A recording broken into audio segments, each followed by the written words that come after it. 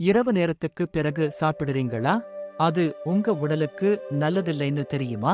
இரவுல நம்ம உடம்பு மெதுவா வேலை செய்கிறது. அந்த நேரத்துல சாப்பிட்டா உணவு சரியாக செரிக்காது. அதனால் ரத்தத்துல சர்க்கரை அளவு அதிகமாகும். இதையே தொடர்ந்து பண்ணிட்டு இருந்தா உடம்பு சர்க்கரையை கட்டுப்படுத்த முடியாமல் போகும். இதுதான் பின்னாடி சர்க்கரை நோய்க்கு காரணம்.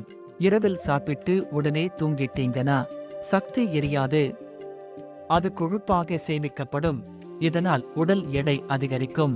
இதனால மறுநாள் காலையிலே இரத்த சர்க்கரை அளவு அதிகமா இருக்கும். ஏற்கனவே சர்க்கரை நோய் இருக்கிறவங்களுக்கு இந்த பழக்கம் இன்னும் ஆபத்தானது. மாலை 7 முதல் 8 மணிக்குள் சாப்பிடுங்க. அதிகமாக சாப்பிடாதீங்க. சாப்பிட்டதும் உடனே தூங்காதீங்க. சிறிது நேரம் நடந்துட்டு தூங்குங்க.